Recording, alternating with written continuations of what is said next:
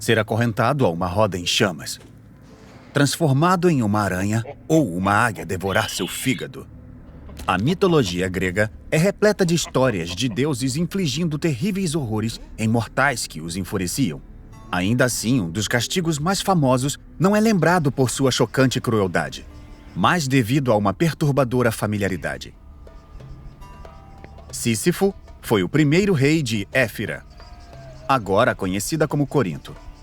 Foi um governante astuto que fez sua cidade prosperar, mas também um tirano inescrupuloso que seduziu sua sobrinha e matou forasteiros para mostrar seu poder. A violação da tradição sagrada da hospitalidade enfureceu os deuses. Mas Sísifo poderia ter evitado o castigo, não fosse sua confiança imprudente. Tudo começou quando Zeus sequestrou a ninfa Egina, carregando-a na forma de uma águia gigante. O pai de Egina, o deus rio Asopo, seguiu o rastro deles até Éfira, onde encontrou Sísifo. Em troca de uma fonte de água na cidade, o rei contou a Asopo o paradeiro de sua filha. Zeus ficou tão furioso que ordenou Tânato, o deus da morte, a acorrentar Sísifo no mundo subterrâneo para que não causasse mais problemas. Mas Sísifo fez jus à sua reputação. No momento de ser aprisionado, pediu a Tânato para mostrá-lo como as correntes funcionavam. E rapidamente, acorrentou-o em seu lugar, escapando para o mundo dos vivos. Com a prisão de Thanatos, não havia mais mortes e o mundo se transformou em caos. As coisas voltaram ao normal quando o deus da guerra, Ares, irritado porque as batalhas não eram mais divertidas, libertou Thanatos. Sísifo sabia que o acerto de contas era iminente, mas tinha outra carta na manga.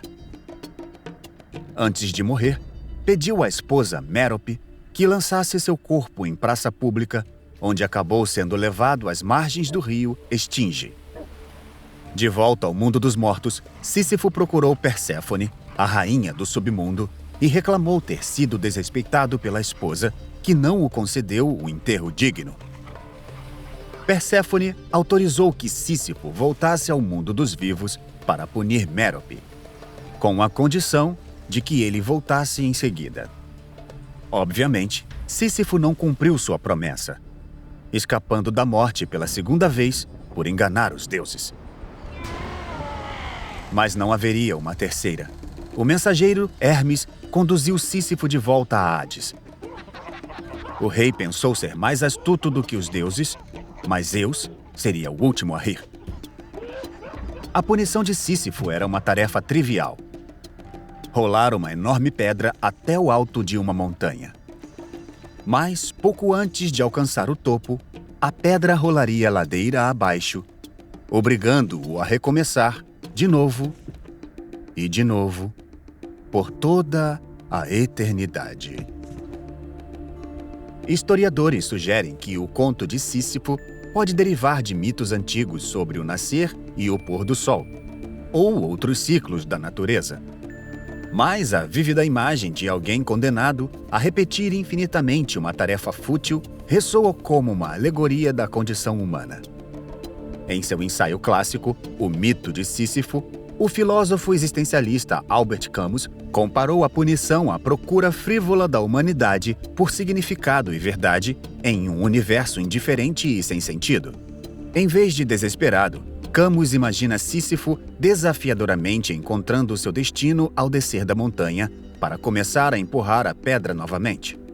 E mesmo que as lutas diárias da vida às vezes pareçam igualmente repetitivas e absurdas, ainda atribuímos-lhes significado e valor, assumindo-as como nossas.